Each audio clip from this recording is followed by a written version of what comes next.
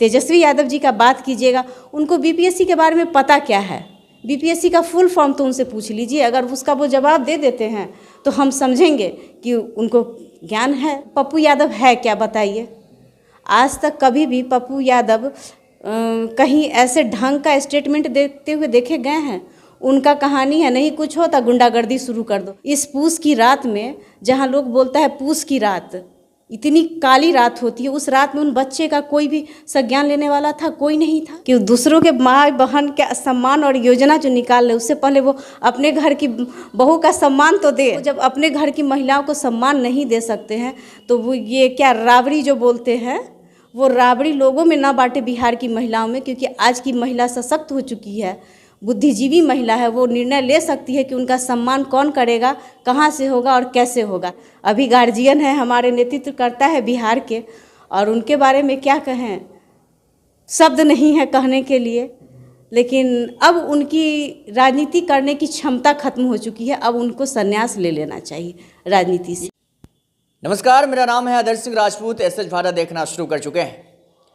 मुजफ्फरपुर में है और बिहार के सियासी में अलग भूचाल इन दिनों देखने को मिल रहा है। इस वक्त हमारे साथ मुजफ्फरपुर से जिला उपाध्यक्ष है महिला प्रकोष्ठ की प्रिया श्रीवास्तव है। बातचीत करते हैं तमाम मुद्दों पे। मैम, सबसे पहले बहुत बहुत स्वागत आपका। धन्यवाद। मैं प्रिया श्रीवास्तव, महिला नगर उपाध्यक्ष हूँ। मैम, आप लोगों की नीति क्या है, रणनीति क्या है, कैसे आप लोग वर्क कर रही हैं? क्योंकि आपके सूत्रधार जो हैं प्रशांत किशोर, आपने देखा कि 2 जनवरी से, यानी कि कुल मिला के जेल, बेल, अस्पताल, फिर अनशन, कैसे देखते हैं इस पूरा घटना को? इस घटना को महात्मा गांधी के सत्याग्रह की तरह देख रहे हैं हम लोग। क्योंकि इस महात्मा गांधी के बाद एक ऐसे यही व्यक्ति हैं जो समाज के लिए इतना कठोर तपस्या कर रहे हैं। इस सत्याग्रह के रूप में तो देख ही रहे हैं। और हमारा जो आने वाला भविष्य है वो शिक्षा पे ही टिका हुआ है। और शिक्षा में इतना भ्रष्टाचार हो चुका है कि ये बीपीएससी की बात ही नहीं है, हर परीक्षा में हर तरह के छात्र का जब भी कंपटीशन हो रहा है किसी भी तरह के, उसमें ये भ्रष्टाचार देखने को मिल रहा है। और बीपीएससी तो एक ऐसा एग्जामिनेशन है जहाँ पे देश के ऐसे ऐसे पद पे लोग बैठते हैं जो कि जिनका दायित्व होता है किसी भी राज्य को, शहर को पूरी तरह से स्वस्थ और स्वच्छ बनाने का। वहीं जब भ्रष्टाचार से ये उत्पन्न हो रहा है ये परीक्षा, तो उसका नतीजा हम लोग क्या देखेंगे? जो आएंगे, जो भी कैंडिडेट यहाँ से चुन करके आएंगे, जो करोड़ों करोड़ों रुपया ले करके और आ रहे हैं, वो कल करोड़ों कमाना ही चाहेंगे। तो वहाँ तो भ्रष्टाचार पूरी तरफ और फैलेगी और ये जहर बहुत बड़ा विकराल रूप ले लेगा। राजनीतिक रंग दिया जा रहा है, ऐसा कहा जा रहा है, आप लोग क्या सोचती हैं? कोई राजनीतिक रंग नहीं है यहाँ, कोई राजनीति ही नहीं हो रही है। अगर इतने दिनों से हो रहा था तो किसी पार्टी ने क्यों नहीं इसका संज्ञान लिया? पार्टी को तो हमारे जेडीयू थी, बीजेपी थी, आरजेडी थी, सारी पार्टियां थी, क्यों नहीं लिया? जब उनका दर्द देखा नहीं गया हमारे प्रणेता से, तभी उन्होंने ले गया कि नहीं, किसी को तो उठना होगा ना। अगर कोई व्यक्ति किसी का अगर के लिए खड़ा नहीं होता है तो फिर उनको खड़ा होना पड़ा।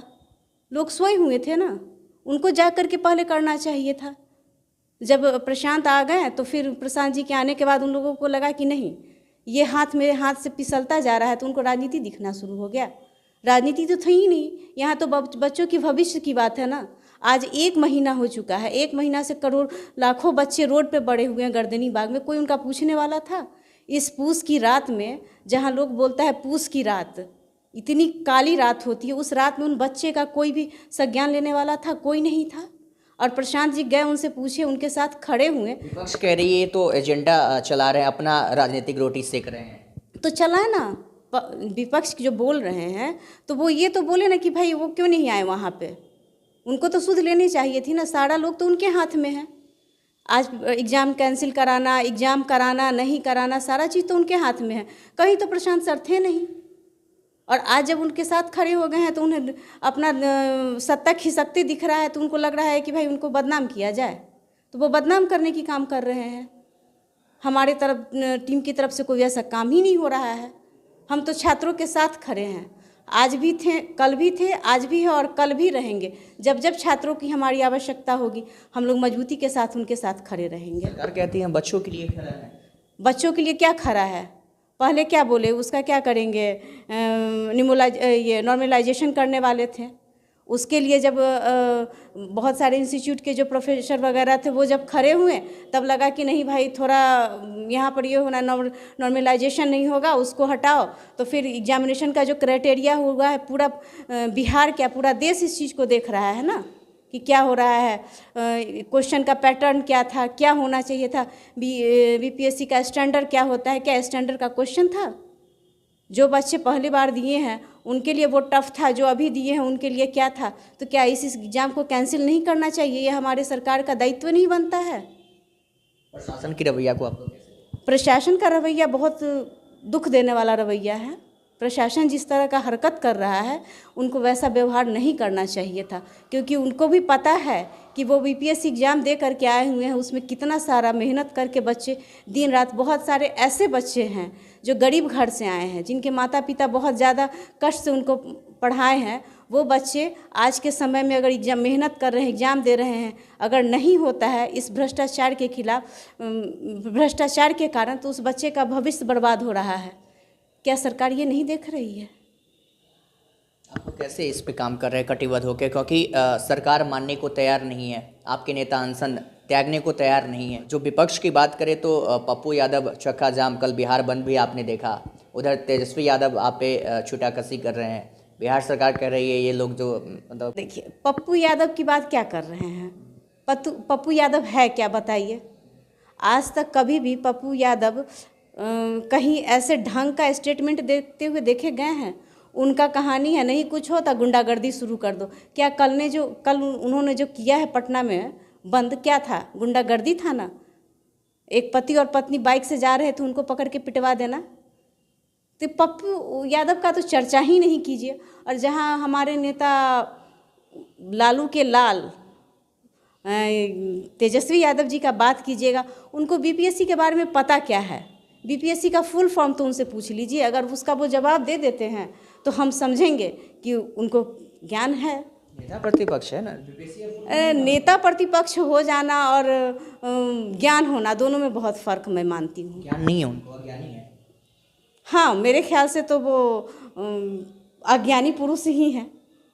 उससे ज़्यादा तो मैं उनको कुछ मानती नहीं हूँ। भ्रमण पर निकल पड़े हैं माई बहन। हाँ, माई बहन और भाई बहन जो है वो सब सिर्फ कागज़ पे ही कार्रवाई होती है। अगर ज़मीन पे कार्रवाई होती तो आज हमारे देश की देश क्या बिहार की जो महिला है उनका जो दयनीय हालत है, ऐसा नहीं रहता। महिलाओं के लिए कह रहे हैं कि मतलब दावा कर रहे हैं कि वो माई बहन मान योजना के तहत जो है 2025 मिशन को लेकर महिलाओं से संवाद, जो भी माता हैं बहनें हैं उनसे संपर्क कर रहे हैं, और वो दावे कर रहे हैं कि हमारा सरकार 2025 में अगर आती है तो हम आपको इतना इतना जो भी अपना उनका ये है। तो आप एक महिला है, कैसे देखती है कि सबसे पहले तो बोलेंगे कि दूसरों के माँ बहन के सम्मान और योजना जो निकाल ले, उससे पहले वो अपने घर की बहू का सम्मान तो दे।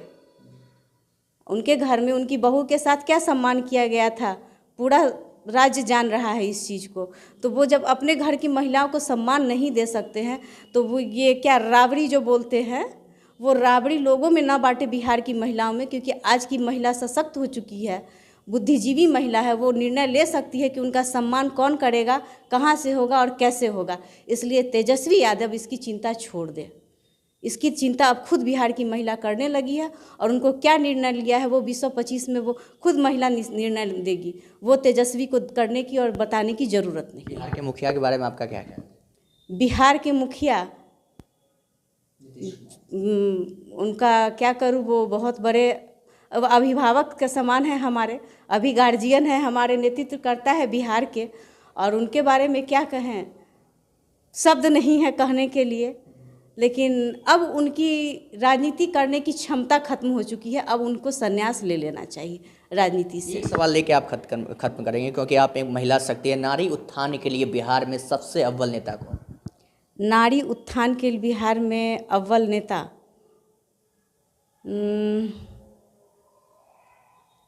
अभी तक तो कोई ऐसा चेहरा हमको दिख नहीं रहा है। दिख रहा था, अब प्रशांत जी आए हैं। अभी जिस तरह प्रशांत जी महिला लोग को संगठित कर रहे हैं और जितनी ऊर्जावान बना रहे हैं, हो सकता है कि बहुत अच्छा कार्य होगा। तो अभी हमारी शुरुआत है, अभी इस पे बहुत बड़ा बयान देना नहीं चाहूँगी। बस आप देखिए हमारे प्रशांत सर इसके बारे में कितना बड़ा और कितना भव्य निर्णय लेने वाले हैं। चलिए, हमारे साथ अभी जनसुराज नेत्री बातचीत कर रही थी। बाकी आप क्या सोचते हैं ज़रूर बताइएगा। फिलहाल बिहार के सियासी में अलग भूचाल देखने को मिल रहा है। बाकी आगे क्या होता है ये देखने वाली बात होगी। फिलहाल यह तस्वीर आपको मुजफ्फरपुर से दिखा रहे थे। नमस्कार।